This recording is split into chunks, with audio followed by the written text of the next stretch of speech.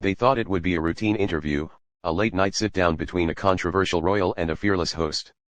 But by the end, one was escorted out by security and it wasn't the host. What happens when a prince used to difference walks into a studio where titles mean nothing? What happens when ego, legacy, and raw truth collide in front of millions? This wasn't just an interview. It was a reckoning. The studio lights of Real Time with Bill Maher shone like interrogation lamps as the production crew made their final adjustments. The air was thick with anticipation, not because of the crowd, but because of the guest. This wasn't a senator or an actor. This was Prince Harry, a royal turned rebel, a man who'd abandoned centuries of tradition and now wore defiance like a crown. Backstage, Prince Harry stood before a mirror, adjusting the cuffs of his tailored navy jacket. His eyes, cold and slightly narrowed, scanned his reflection. He wasn't here to be liked. He was here to be heard. His team had pitched this as a chance to control the narrative. But anyone who knew Bill Maher also knew that narratives didn't last long in that studio unless they held up under fire. Maher, seated behind his iconic desk, glanced at the cards and let out a dry chuckle. "A prince," he murmured. "Let's see how royal the ego is tonight." The cameras rolled, the audience applauded as Bill welcomed his viewers. "Tonight," he said with a half-smile, "we have a man who walked away from Buckingham Palace, but never quite walked away from the spotlight. Please welcome Prince Harry." The applause rose again, this time mixed with an undercurrent of curiosity, even tension. Harry strode onto the stage with a confident, almost arrogant air. He nodded to the audience, but didn't smile. When he sat opposite Bill, he crossed one leg over the other and leaned back, exuding a casual dominance. "Good to be here," Harry said. "Not warm, not cold, just calculated." Bill cut straight to it. "So, Harry," he began. "How's life in exile?" The audience chuckled. Harry didn't. "It's not exile when it's your choice," he said coolly. "I left behind toxicity, not home." Bill raised an eyebrow. "Toxicity? You mean like palaces, parades, and titles?" Harry leaned forward slightly.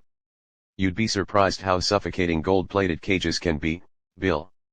Maher chuckled. "Fair enough, though. I'd imagine most of us watching wouldn't mind a few of those cages." The first few exchanges were playful, but not light. There was an undercurrent. Someone saying, "Oh, something sharp beneath the surface." Bill shifted gears. "Let's talk about the book, Spare. You bared a lot, especially about your family. Some critics say you weaponized your trauma to sell copies. Your thoughts?" Harry's face twitched. "What I did was tell the truth. I didn't hide behind PR teams or palace statements." "But you did hide behind a $100 million Netflix deal," Maher quipped. Laughter. Harry's lips tightened. "Those deals help fund causes, mental health, climate change. Maybe you've heard of them." Maher smiled. "Oh, I've heard of them. I just didn't know advocating for the environment required quite so many private jet flights." More laughter. This time, Harry's expression hardened. "I suppose I should be flattered, he said. "You've clearly done your homework." "I always do," Bill replied smoothly. The atmosphere shifted. The next question came with surgical precision. "You once said you wanted to protect Meghan from the media circus, but didn't you kind of just move the circus to California?" Harry's voice dropped half a tone. "Meghan and I have created a space where we control the message." Bill nodded. "Yes, and you're sitting here in my space trying to control mine." A brief silence. "You invited me here, didn't you?" Harry said, his tone sharpening. "I invite people to talk, not to spin," Bill shot back. The audience felt it, the air getting heavier. Harry shifted in his seat. Bill leaned in slightly. "You've called out the monarchy for racism, coldness, rigidity. Do you regret anything you said?" Harry's smirk returned.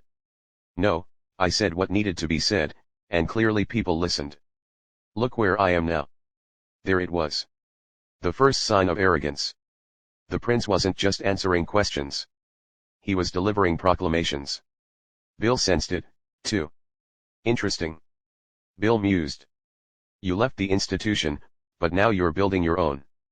Titles, press, influence. It's like you didn't leave the palace, you just moved the furniture." "That one landed?" the audience murmured. Harry didn't respond immediately. Instead, he sat very still. When he finally smog, his voice had dropped again. You don't understand what it means to have your every move judged to protect your wife from being destroyed. You sit behind this desk and joke. I lived it. And yet here you are, Bill said quietly, still in the spotlight, still selling the story. For a moment, both men stared at each other. No one in the audience dared move. The chessboard had been laid out, and this was only the first move. The tension in the studio hadn't eased. It had evolved. What started as a calculated interview now felt like a slow, quiet confrontation. Prince Harry adjusted in his seat, the flicker of annoyance from earlier, hardening into something else. Indignation. Bill Maher leaned back, swirling the pen in his hand like a weapon. His tone was still casual, but every word landed with intention. You know, Harry, he said, a lot of people feel bad for you. The tabloids, the paparazzi, the royal drama, but isn't there a point where sympathy turns into exhaustion? Harry tilted his head. What does that mean? Bill didn't flinch. It means the world's had a front row seat to your pain, your book, your series, your podcast. But people are starting to ask, when does the healing begin and when does the Monetizing end? Murmurs in the crowd. Harry's nostrils flared slightly, but he kept his voice steady. Sharing my story isn't monetizing trauma, it's reclaiming it. Bill offered a half smile. Sure, but when Netflix pays you $100 million to reclaim it, that story comes with a price tag. Harry leaned forward. Now, let's be clear. I didn't write Spare to make money. I wrote it because the palace wouldn't let me speak. Bill countered smoothly. So, instead, you let Penguin Random House do it for you. The audience reacted again, laughter mixed with gasps. Harry's smile was gone. You're being flippant about something serious, he said coldly. Maybe because you've never had to run from paparazzi with your wife fearing for her life. No, Bill admitted, but I've also never held a global platform and used it to settle scores. Silence. That was the moment Harry's composure slipped. Just a flash, but visible. A slight narrowing of the eyes, a jaw twitch. He turned to the audience, then back to Bill. You think this is about settling scores? He said, this is about breaking cycles. Bill nodded, almost impressed by the pivot. Then why do the cycles keep getting press releases? Harry took a breath. Because people like you keep asking the wrong questions. A hum of tension filled the air. Bill tapped the cards on his desk, but didn't look down at them. All right, he said. Then let me ask a different one. Do you really believe the public owes you something? Harry blinked. What you've said before, that the public betrayed you, that the media hounded you, that the monarchy failed you. Do you ever stop and ask, what do you owe them? There it was, a full beat of silence. Harry didn't answer right away. He stared at Bill, his fingers curled slightly on his knee. I owe the public honesty, he finally said. Even when it paints everyone else as the villain, Bill asked. Harry's voice hardened. If the truth makes people uncomfortable, that's not my fault. Is it always someone else's fault then? Bill asked sharply. The audience collectively inhaled. Harry sat up straighter, his voice sharpening. You don't know me. You don't know what I've been through. You sit here trying to tear people down for ratings. Bill cut in. I call out hypocrisy. If that stings, maybe it's because it hits close. That landed. Harry's face flushed for the first time. Not just defensiveness, anger. He looked away, clenching his jaw. Bill didn't relent. Let's talk about Meghan, he said. Harry turned back slowly, his eyes narrowing. Careful. Bill ignored the warning. You've said she was targeted, mistreated, even driven to despair. I believe that, but do you think her critics are just haters, or did you two maybe underestimate what the spotlight really meant? Harry's voice dropped an octave. You want to talk about Meghan, you don't get to question her resilience from the safety of this desk. I'm not questioning her resilience, Bill replied. I'm questioning whether you both understood what accountability looked like when you turned your lives into a brand. Harry stood then, not entirely, but enough to shift the energy. His hands gripped the armrests. We didn't turn our lives into a brand. The world did. We're just surviving it. Bill nodded. And why come back into the fire? Harry stared at him to take control of the flame. There was applause, but it was hesitant, divided. Some viewers admired the comeback. Others noticed the edge in his tone, the flicker of arrogance. Bill Maher sat still for a beat. "Control," he said softly. "That's the word, isn't it?" Harry didn't respond. The cameras rolled on as silence hung between them, thick, electric, unspoken. This wasn't just an interview anymore. It was a battle of worlds. And it wasn't over yet. The studio was a pressure cooker now. The audience had grown quieter. No more casual chuckles or polite applause. Everyone could sense it. Something was about to give. Prince Harry's smile had vanished completely. Bill Maher's tone had gone from curious to confrontational, and no one knew how much longer either of them could hold the line. Bill shifted in his seat, glancing once more at his notes, but this time, he didn't look down to read. He looked Harry directly in the eye. "You talk about freedom," Bill said calmly. "But you live in a 14 million Monocto mansion, protected by private security, surrounded by the press you claim to despise. Isn't that just another palace?" Harry let out a short breath. "You think this is about money? You think because I left one institution, I'm not allowed to have a home or privacy?" "I think," Bill replied, "you want to be seen as a victim while living as a king." Gasps rippled through the audience. The camera zoomed slightly tighter on Harry's face, just enough to catch the subtle twitch in his eye. He didn't blink. "You don't know what it's like to be hunted," Harry snapped. "To have your wife, your children dragged through the tabloids daily." "Then why keep feeding the machine?" Bill interrupted. "Books, documentaries, interviews. You say you want peace, but you keep inviting war." Harry sat still for a moment, then suddenly leaned forward, his tone sharp, low and cold. "You don't get it," he said. "You never did. I'm not here to please you. I'm here because I have something to say." Bill matched his gaze. "Then say it, but don't pretend it's altruism. This is branding. This is performance, dear." Harry's voice rose. "This is my life." Bill raised a brow. "And you sold it?" The air collapsed. It was the moment everything snapped. Harry's face reamed.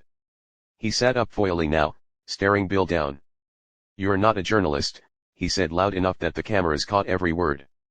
"You're a cynical entertainer who gets off on humiliating people." Bill's smile faded, his voice dropped to a whisper more dangerous than a shout.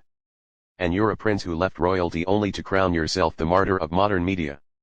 Tell me, when does the curtain fall?" Harry stood.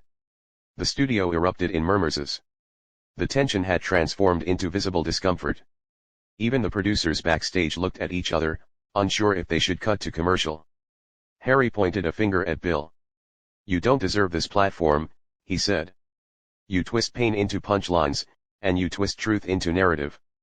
Bill countered, still seated, unshaken. "That did it?" Harry looked off stage and motioned to his team. He didn't even wait for them to approach. He began walking toward the edge of the set. The audience was frozen. Everyone stared. Some looked down, embarrassed for him. Others just watched in disbelief. Bill didn't call after him. He simply turned to the camera and said, "Ladies and gentlemen, that was Prince Harry. He came to speak his truth, and we just heard it loud and clear." Harry stopped at the edge of the stage. Without turning around, he muttered loud enough to be picked up by the boom mic. This was a mistake. Then he disappeared behind the curtain. Silence. Bill Maher sighed and straightened his papers. "Well, not exactly the ending I expected." The audience didn't laugh. It wasn't funny anymore. It was history. Prince Harry had reached the edge of the set, but something in him refused to walk away just yet. His team was whispering frantically behind the curtain, gesturing for him to exit. But the weight of the silence, the eyes of the audience, the millions watching live, the humiliation burned into him. His pride anchored him to the floor. He turned back one step, then another, and just like that, Prince Harry walked back onto the stage. Bill Maher watched him with narrowed eyes. "Something to add?" he asked calmly. Harry didn't sit. He stood directly across from the desk, arms crossed, tension radiating off him. "You think you've won something here?" he snapped. "You sit behind a desk, taking shots at people who've lived more in a year than you'll experience in a lifetime." Bill stayed seated. "Is that what this is about? Winning? You humiliated me," Harry barked. "You ambushed me under the guise of an interview." Bill shrugged. "You walked onto the set expecting to be worshipped. That's not how this works. You're not in the palace anymore. Harry's face twisted. I gave up everything for a better life. No, Bill replied coolly. You walked away and dragged the crown through the mud on your way out, then sold the dirt to Netflix. The audience gasped again. Harry leaned in, lowering his voice. Watch yourself. There it was. The threat. The threat no longer veiled. Bill finally stood for the first time all night. His posture shifted. No longer relaxed. No longer smirking. This wasn't entertainment anymore. It was confrontation. You don't intimidate me, Harry. He said, I've debated presidents. I've outlasted cancel culture, and I've survived people far more dangerous than you. I'm not dangerous, Harry sneered. I'm just done being polite. That much is clear, Bill said sharply. But let me be just as clear. You're a guest here. You don't get to hijack the show because your ego took a hit. Harry stepped closer. You're still talking like I haven't already destroyed your career tonight. He hissed. You think people will side with you after this? Bill raised an eyebrow. I think they just saw who you really are. And it wasn't the hero in your memoir. From the audience, dead silence. Not a clap, not a cough, just raw electricity. Security began approaching quietly from the side of the stage, sensing the shift. Harry's voice dropped again. You think this is over? No, Bill said. I think you're over. He turned to the cameras. Ladies and gentlemen, this episode has taken a turn I never anticipated. We invited a guest.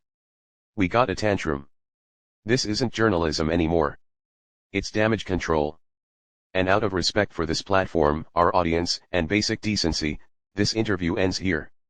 The studio erupted, not with applause, with disbelief. Prince Harry stood frozen. You can't end it like this, he said. I'm not ending it, Bill snapped. You did 10 minutes ago. The moment you turned this into a royal meltdown. Security reached the stage. Harry turned sharply toward them. Don't touch me. They didn't. Bill spoke softly now, but his words hit harder than ever. You want privacy, then leave. You want peace? Start with accountability. But if you think you can show up, insult everyone, and still demand respect, he pointed to the curtain. Then it's time you learn that even princes don't get to rewrite the rules here. Harry clenched his jaw. You'll regret this. Bill didn't flinch. I'd regret letting you continue. And just like that, Harry was escorted off the set. No royal wave, no grace, just the sound of expensive shoes storming across a cheap stage floor. As the lights dimmed slightly and the closing theme rolled, Bill faced the camera one last time. I think tonight we learned something very simple, he said. A title doesn't make a man and entitlement doesn't make a point. Thanks for watching, and remember, when someone shows you who they are, believe them. The screen faded to black, and so did Prince Harry's dignity. So, what do you think? Was Prince Harry right to defend himself, or did he completely lose control? Let us know your thoughts in the comments below. Was Bill Maher too harsh, or did Harry get exactly what he deserved? And if you want more explosive interviews, shocking talk show walkouts, and raw behind-scenes drama, make sure to like, subscribe, and turn on that notification bell so you never miss a moment. Until next time, stay bold, stay curious, and remember, royalty doesn't always mean respect.